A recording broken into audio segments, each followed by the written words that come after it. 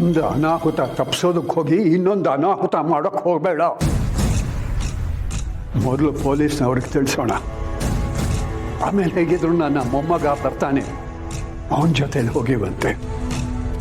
ಇಂಥ ಸಮಯದಲ್ಲಿ ಒಬ್ಬೊಬ್ಬರೇ ಓಡಾಡಬಾರ್ದು.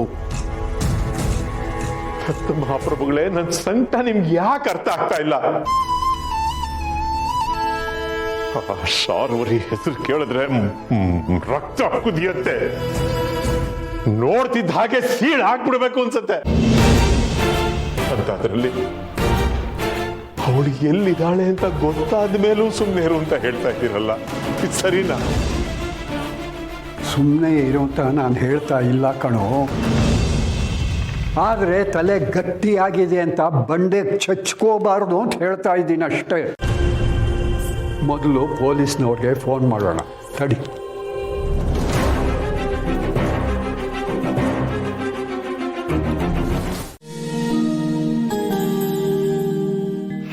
ಸಂಧ್ಯಾ ಬರ್ತಾ ಬರ್ತಾ ಮೀರಾ ತುಂಬಾ ಹಠ ಮಾಡಕ್ ಕಲ್ತಿದ್ದಾಳೆ. ಅವಳು ಏನ್ ಹೇಳ್ತಿದ್ದಾಳೆ ಗೊತ್ತಾ? ಅವಳು ನಿನ್ ಜೊತೆ ಆಟ ಆಡ್ಬೇಕಂತೆ, ಇಲ್ಲ ಅಂದ್ರೆ ಜೋರಾಗಿ ಅಳ್ತಾಳೆ. ಅದೇನ್ ಆಟ ಆಡಿಸ್ತೀಯೋ ನೀನೇ ಆಟ ಆಡ್ಸಮ್ಮ.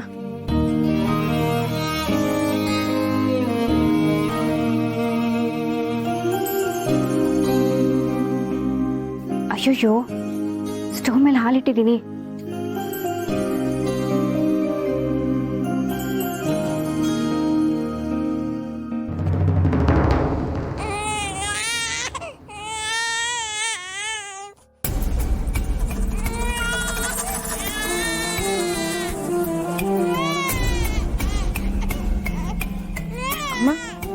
ಮಗು ಅಳ್ತಿದೆ. ಪೂರ್ಣಿ ಕೈಯಲ್ಲಿ ಅಮ್ಮ, ಮಗು ಅಳ್ತಾ ಇದೆ. ಪರವಾಗಿಲ್ಲ, ಗೊತ್ತೋ ಗೊತ್ತಿಲ್ದೇನೋ ಪೂರ್ಣಿ ಒಳ್ಳೆ ಕೆಲಸ ಮಾಡಿದಾಳೆ. ನೀನು ಹೋಗ್ಬೇಡ. ಅಲ್ಲ ಅಮ್ಮ, ಮಗು ಅಳ್ತಿದೆ, ಪೂರ್ಣಿ ಅಕ್ಕ ಬಿಟ್ಟೋಗಿದ್ದಾಳೆ, ಅದೇ ನೀವು ಒಳ್ಳೆ ಕೆಲಸ ಅಂತಿದ್ದೀರಾ. ನಿಂತ್ಕೋ, ಹೇಳ್ತೀನಿ.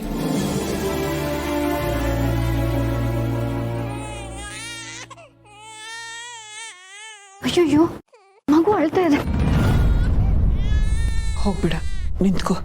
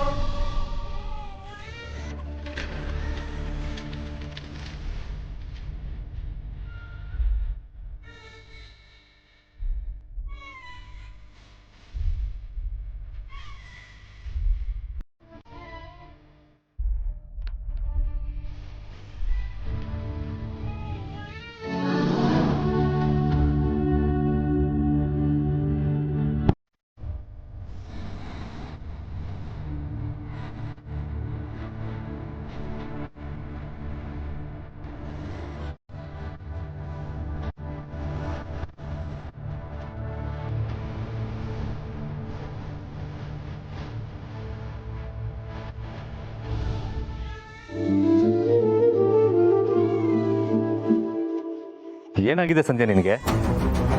ಆ ಮಗು ನಮ್ಮ ಮನೆಗೆ ಮಹಾಲಕ್ಷ್ಮಿ, ನಾವೆಲ್ಲರೂ ಪ್ರಾಣಕ್ಕಿಂತ ಹೆಚ್ಚಾಗಿ ಪ್ರೀತಿಸೋ ಪುಟ್ಟಲಕ್ಷ್ಮಿ ಅಂತದ್ರಲ್ಲಿ ಅದು ಅಷ್ಟೊಂದು ಅಳ್ಬೇಕಾರೆ ನೀನು ಕೇಳ್ಕೊಂಡು ಸುಮ್ಮನೆ ಕೂತಿದ್ಯಲ್ಲ, ಕಲ್ಲಾಗಿದೆ ನೀನು.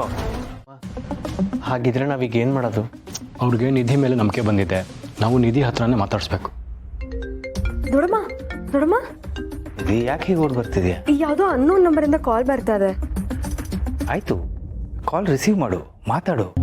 ಸ್ಪೀಕರ್ಗೆ ಹಾಕು. ನಾ ಹೇಳಿದ್ದೆಲ್ಲ ನೆನಪಿದೆಯಲ್ಲ, ನಾವು ಹೇಳಿದಾಗೆ ಮಾತಾಡು. ಸರಿ ದೊಡಪ್ಪ. ನಿಧಿ, ಏನಾಯ್ತು ನಿಂಗೆ? ಯಾಕೆ ಫೋನ್ ರಿಸೀವ್ ಮಾಡಕ್ಕೆ ಎಷ್ಟೊತ್ತು? ಏನ್ ಮಾಡ್ಲಿ ಮಾಮ್, ಮನೇಲಿ ಎಲ್ರೂ ಅಕ್ಕಪಕ್ಕ ಇದ್ದೇ ಇರ್ತಾರೆ. ಒಂದು ಕಾಲ್ ಬಂದ್ರೆ ಏನು ಎತ್ತ ಅಂತೆಲ್ಲ ಕೇಳ್ತಾರೆ. ಅದಕ್ಕೆ ಎಲ್ಲರ ಕಣ್ ತಪ್ಪಿಸಿ ಒಂದ್ ಜಾಗಕ್ಕೆ ಬಂದು ಕಾಲ್ ರಿಸೀವ್ ಮಾಡಕ್ಕೆ ಇಷ್ಟೊತ್ತು ಬೇಕಾಯ್ತು. ಇದೆಲ್ಲ ನೀನೇ ಅರ್ಥ ಮಾಡ್ಕೋಬೇಕು ಅಲ್ವಾ ಮಾಮ್? ನೋಡಿದ್ರೆ ನನ್ನ ಮೇಲೆ ರೇಗ್ತಿದ್ಯಾ. ಸಾರಿ ನಿಧಿ, ಏನೇನೋ ಟೆನ್ಷನ್.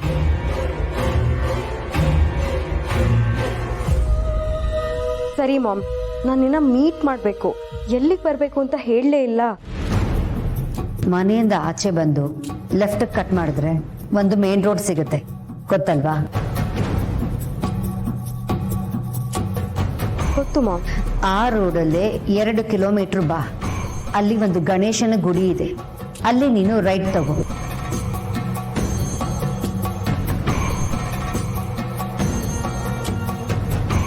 ಹಾಗೆ ಮುಂದೆ ಬಂದು ಸೆಕೆಂಡ್ ಕ್ರಾಸಲ್ಲಿ ಲೆಫ್ಟ್ ಸೈಡಲ್ಲಿ ನಿಂತಿರು. ಸರಿ ಮಾಮ್, ನಾನು ಬರ್ತೀನಿ. ದುಡ್ಡು ತರ್ತೀನಿ ಮಾಮ್, ಎಲ್ಲ ದುಡ್ಡು ತರ್ತೀನಿ. ಸರಿ, ದುಡ್ಡನ್ನ ಸೇಫಾಗಿ ಇಟ್ಕೊಂಡು ಬಾ.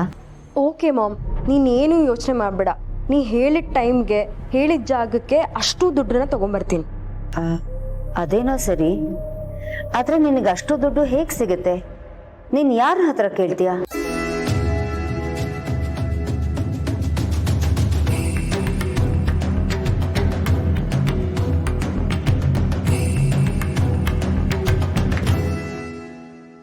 ಮಾಮ್, ಅದು ಸಂಜಯ್ ಬಿಸ್ನೆಸ್ ಶುರು ಮಾಡ್ತಿದ್ದಾರೆ ಅಲ್ವಾ, ಅವ್ರ ಹತ್ರ ದುಡ್ಡು ಕೇಳಿದ್ರೆ ಅವರು ಯಾಕೆ ಏನು ಅಂತ ಏನೂ ಕೇಳಲ್ಲ. ನಾನು ಎಷ್ಟೇ ದುಡ್ಡು ಕೇಳಿದ್ರು ಅವ್ರು ಕೊಡ್ತಾರೆ. ಸೊ ನಾನು ಇವತ್ತು ಅವ್ರ ಹತ್ರ ದುಡ್ಡು ತಗೊಂಡು ನಿಮಗೆ ನಾಳೆ ತಂದ್ಕೊಡ್ಲಾ? Very good. ಆದರೆ ನೀನು ಬರೋದು ಆ ಮನೇಲಿ ಯಾರಿಗೂ ಗೊತ್ತಾಗಬಾರ್ದು, ಯಾರಿಗೂ ಅನುಮಾನ ಬರದೇ ಇರೋ ಹಾಗೆ ನೀನು ಬಾ. ಸರಿ ಮಾಮ್, ನಾನು ಮನೆಯವ್ರು ಎಲ್ಲರೂ ಕಣ್ ತಪ್ಪಿಸಿ ಬರ್ತೀನಿ. ಆದರೆ ಹಲೋ